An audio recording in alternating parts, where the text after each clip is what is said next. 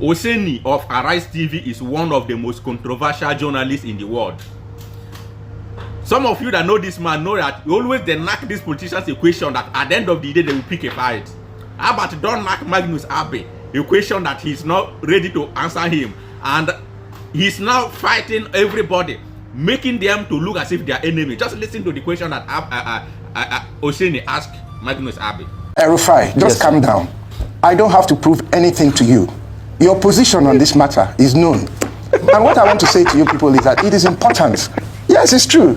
It's true. I don't have to prove anything answer to you. Answer question now. What I want to say to you people Senator, is that, you have a right to answer the question. I'm just saying prove to me. Senator, you see, we are making arguments here. I don't have copious to prove logical anything to you. arguments. Why do I have to prove so please anything prove to me, Senator, that there was so much insecurity.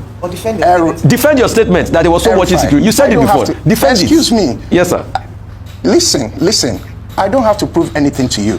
The position you people have taken is known to the entire country.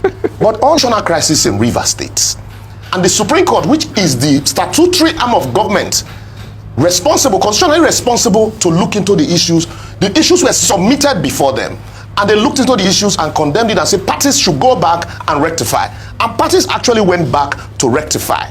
So now that parties had rectified, was there still an imminent danger? The answer is no. And then the idea of, oh, look, the people, there was a palpable tension in the state and all of that. If you look at the provisions of Section 188, subsection 1 to 9, it spells out the provisions, how an impeachment of a governor can be carried out. And then the Supreme Court has reiterated also, in the case of Peter Obi and the Anambra State House of Assembly and Ladoja's case, that you cannot invoke subsection 10 except you comply with subsection 1 to 9. So a situation where the House of Assembly is threatening to impeach a governor, and then the House of Assembly runs into a logjam, do you now need to help the House of Assembly by declaring a state of emergency and say the parties are quarreling? These people are now, because it is not about insecurity. That is why the National Assembly is saying they want to set up a committee to reconcile. Are you reconciling insecurity? So we all know where this is coming from. This is clearly political. And so that's why also the senator is saying that it will give both parties. Are we also saying that in Nigeria today, so once you have a quarrel between, or misunderstanding between the House of Assembly and the executive arm of government, and then we should declare a state of emergency? Edo, for 4 years, a governor refused to swear in members of the... Didn't Wike himself have 6 lawmakers at the point?